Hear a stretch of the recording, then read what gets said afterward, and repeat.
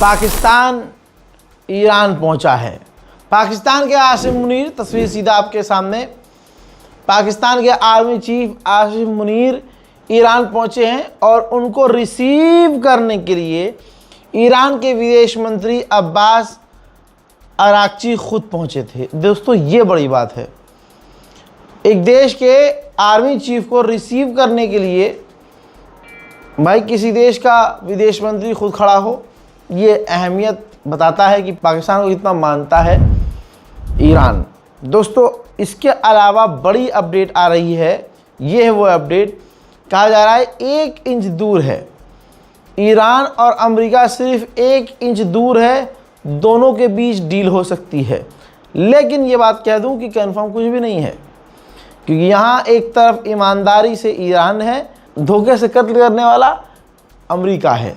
वहीं आपको बता दूं कि कहा जा रहा है डील हो जाएगी, लेकिन मैं फिर कह रहा हूँ कंफर्म कुछ नहीं है, क्योंकि खबर ये भी है कि अमेरिका ने दसियों हज़ार फौज मिडल ईस्ट की तरफ और भेजी है, यानी भारी मात्रा में पहले से ज़्यादा फौज और हथियार भेज रहा है अमेरिका। तुर्की के राष्ट्रपति रजब तैयब एर्दोगान का सीधा पंगा अब शुरू हो चुका है इजराइल से।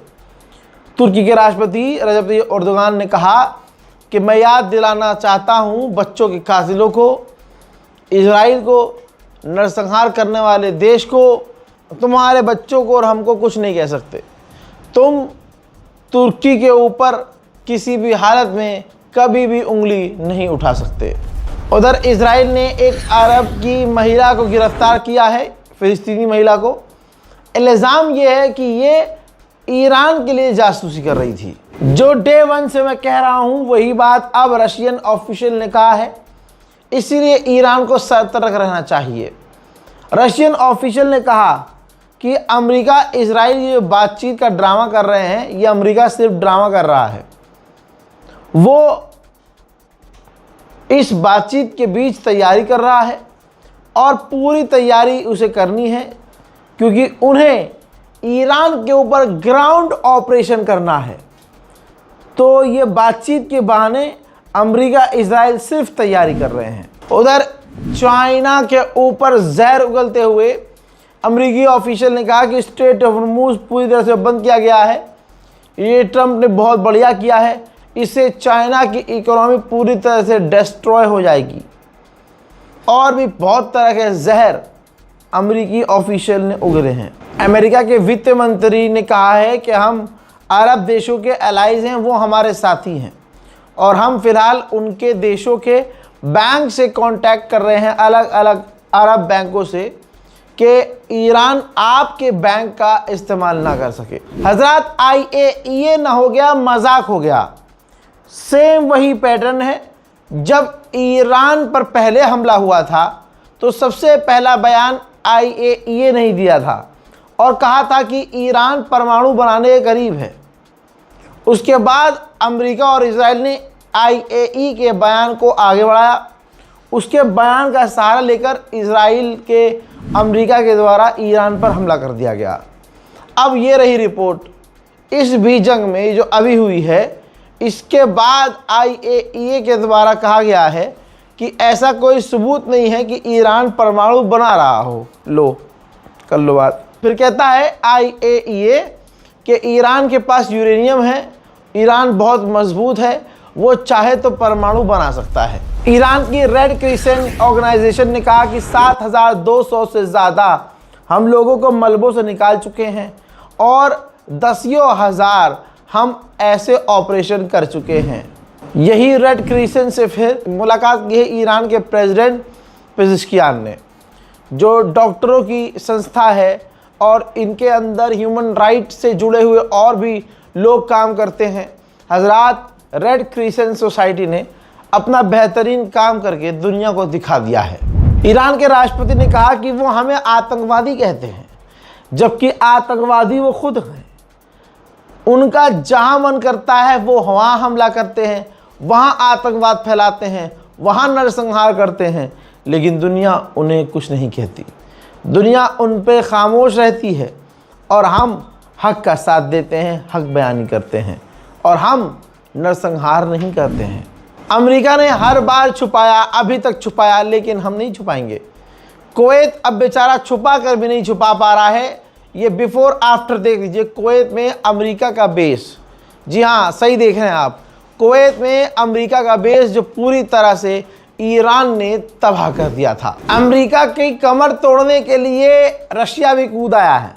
रशिया ने कहा, बल्कि रूस के विदेश मंत्री सरगेई लावरोव ने कहा कि हमने सुना कि अमेरिका ने अपना रास्ता बैरिकेड करके बंद कर दिया और चीन के खिलाफ बयान दिया कि चीन को जो तेल देता है ईरान, हम उसको ले जाने नहीं देंगे, हम चाइना को परेशान करेंगे। तो आज से हम ऐलान करते हैं, रशिया ऐलान करता है कि रशिया अपना मैक्सिमम तेल जितना वो दे सकता है वो तेल रशिया चीन को देगा। तुर्की के विदेश मंत्री से किसी पत्रकार ने पूछ लिया कि क्या इजराइल पागल हो गया है, तो उन्होंने कहा कि नहीं, इजराइल को जो चला रहे हैं वो पागल हो गए हैं। देखिए,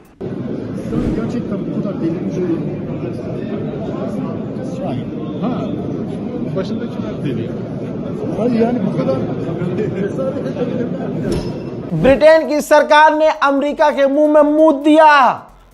बहुत बड़ा अपडेट है दोस्तों। बता दूं कि ब्रिटेन ने आखिरकार बयान दे दिया है कि हम अमेरिका के दबाव के आगे नहीं झुकेंगे। अमेरिका दबाव बना रहा है इस जंग में कूदने के लिए, जो जंग अमेरिका ने शुरू की है उसकी जंग है, लेकिन हम किसी के बहकावे में और दबाव में आकर इस जंग में नहीं कूदेंगे। डोनाल्ड ट्रंप अपने मुंह से कह रहा है कि मुझे मना कर दिया गया कि स्ट्रेट ऑफ हॉर्मूज का नाम बदलकर स्ट्रेट ऑफ ट्रंप नहीं कर सकता। यानी डोनाल्ड ट्रंप सोच रहा है कि जो चीज़ मुझे पसंद आए मैं योगी जी की, मोदी जी की तरह उसका नाम बदल दूं और वो चीज़ मेरी हो जाएगी। अरे ये पावर योगी जी और मोदी जी के पास है बाबा, तुम्हारे पास नहीं। हजरत मोहतरम लीजिए, जो कहा था वो मैंने आपको बता दिया है, बल्कि अब दिखा रहा हूँ। लीजिए दोस्तों, आपके सामने तस्वीर, जद्दा पहुंच चुके हैं पाकिस्तान के प्रधानमंत्री शहबाज शरीफ। अरब के दौरे पर पाकिस्तान की डेलीगेशन निकली है। उधर भले ही सीज फायर हो, लेकिन ईरान कुर्दों को नहीं छोड़ रहा है। कुर्दों के ठिकानों पर ईरान लगातार ड्रोन हमला कर रहा है।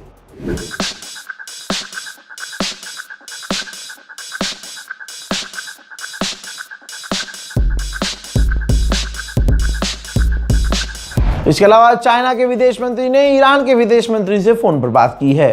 उधर अमेरिका की डेलीगेशन सोमालिया लैंड पहुंची है। ये देखिए, जो एक इलीगल देश है जिसको सिर्फ इजराइल ने मान्यता दी है, और सोमालिया लैंड ने अमेरिका से मान्यता लेने के बहाने उनको दिया था ऑप्शन कि अगर आप हमें मान्यता दे दें तो हम आपका बेस अपने मुल्क में बनने देंगे और आपकी हर तरह से मदद करेंगे।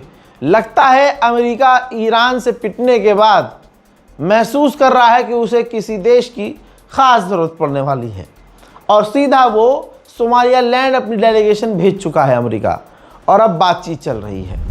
भाई, न्यूयॉर्क टाइम्स ने क्या लिखा है शेयर कर दीजिएगा।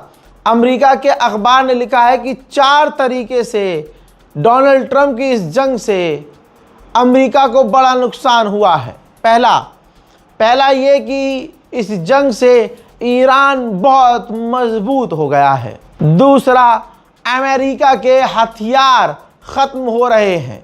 तीसरा, अमेरिका के एलाइज से अमेरिका के रिश्ते ख़राब हो चुके हैं, अमेरिका पर अब साथी भरोसा नहीं कर रहे। चौथा, अमेरिका के जो नैतिक अधिकार है, मोरल अथॉरिटी जो है, वो ख़त्म हो चुकी है। कोई भी आकर अमेरिका को गाली बककर निकल जा रहा है। सोचिए, ईरान की गवर्नमेंट कितनी पावर में आ गई है। ईरान की ऑफिशियली गवर्नमेंट के द्वारा ऐलान किया गया है, ये वीडियो है, ऐलान किया है कि ईरान को कोई ब्लॉक नहीं कर सकता, ईरान के आगे कोई ब्लॉकेज नहीं कर सकता, और हम न्यूक्लियर प्रोग्राम कभी नहीं छोड़ेंगे, यूरेनियम का एनरिचमेंट हर हाल में करेंगे। ले बेटा, उधर ईरान की जीत का ऐलान आईएमएफ कर रहा है। ये अपडेट पढ़िए। आईएमएफ ने कहा कि ईरान के हमलों से पूरी दुनिया नुकसान उठा चुकी है, पूरी दुनिया को महंगाई का झटका लग चुका है। बेचारा ट्रंप अपनी कहानी लिख रहा है और उस कहानी को सच मान रहा है। जैसे उसने एक कहानी लिखी कि हमने जो ब्लॉकेज किया है उससे ईरान का तेल और ईरान का तेल स्टोरेज भर जाएगा। जब वो भर जाएगा तो वो तेल ख़राब हो जाएगा, ईरान उसे बेच नहीं पाएगा। हजरात, यही बेवकूफ़ी है। जो आदमी सोच रहा था कि एक हफ्ते में मैं पूरा ईरान जीत लूँगा, 45 दिन पिटने के बाद, सीज फायर के लिए रोने के बाद, अब ये लिख के सोच रहा है कि लिखित में मैं जीत जाऊँगा। बहरहाल, इस रिपोर्ट को शेयर कीजिए, इंतज़ार कीजिए अगले अपडेट का। जय हिंद।